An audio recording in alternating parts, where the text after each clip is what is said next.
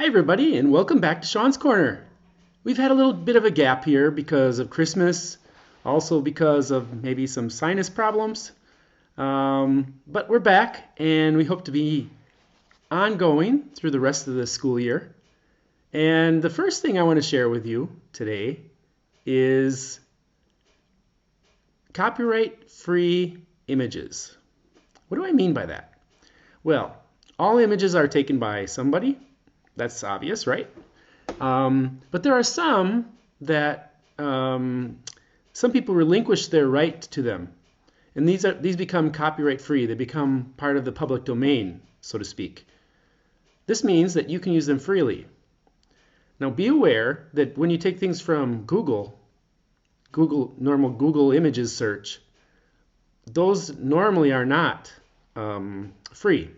In other words, somebody has put them up for a marketing purpose, or they have some other claim to these photos.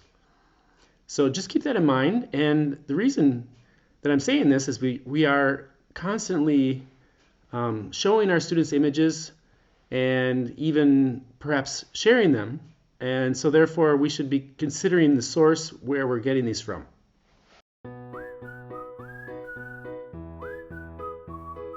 I posed the question a little bit ago, why use copyright-free pics? Well, there are several reasons for this. The first one is that we are more and more likely to publish our work. This means that we make a worksheet. We might put it on a ELT teacher site to help other teachers. That image is obviously out in the public. Copyright-free things are okay. However, something just taken from Google isn't necessarily. There's also the consideration that some of our schools have Facebook groups and so on. If we make our own little memes or we do some student work with images, it is much better to be using these pictures that I'm going to from sites that I'm going to show you. Also, let's keep in mind another thing. Using these sites and helping our students learn how to use these sites also teaches them a new skill. I often gripe about how students go directly to Wikipedia. Not that I have anything against Wikipedia, but they go there to get information, and that's where they limit their search to. The same might go with pictures. They might just simply go to Google and think, okay, I've got my picture, it's ready to go. But they also should be aware of this issue. There's also another issue, which is a need for high-quality images. Going to Google sometimes renders really nice pictures, but other times you think, oh, it looks great on the screen, and the moment you print it out, it actually is terrible.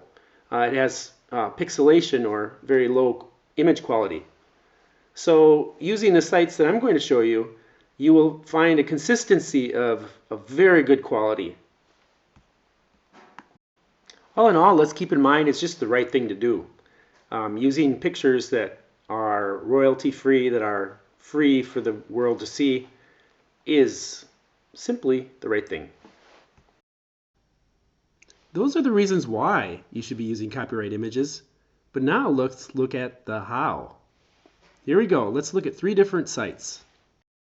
The first one, Pixabay, is a resource which has very high quality photos. Lots of landscapes, professional quality images with white backgrounds and in the lot. Here's doing a little search on motivation, and you can see just the different kinds of things that are there. They're very conceptual. They're not exactly vocabulary flashcards, though, as you might notice. I always wonder how these sites can exist. Well, do keep in mind one little thing, and that's the first line above there are images from Shutterstock. You know those ones that you usually get on the Google search? Well, yeah, you have to pay for those ones, but it's the ones down below. You see the guy running, the light bulb, all the hands going in the center. Those are the free ones, and then there are just tons more. There are actually 1,854 images that all relate to motivation. If you don't find what you want on Pixabay, then go to Pexels, pexels.com. There's not too much difference there in terms of how it works or anything like that. But what is different is what are the pictures themselves. Here's looking up Chinese New Year, and you see some beautiful images. So it's just another resource that works exactly the same way. The last one is an amazing resource. These pictures are all copyright free. They've all come from teachers, and they are for teachers. So they really lend themselves to the ELT classroom. A group of ELT professionals has gathered these all together in Flickr and tagged them so they're very accessible. And they've done an amazing job. If you want to find out more about this site or this resource, you can go to eltpics.com. In order to access the pictures themselves, go to flickr.com/photos/eltpics. And this will come up like what you see here. And then you can do a search like I have. Here I've done a simple search on classroom, and you can see the different classroom styles. But you could look for anything such as the different kinds of fruit, different kinds of weather, just any sort of vocabulary related item, and you will find some really good pictures here, all contributed by teachers. So it's a really interesting resource.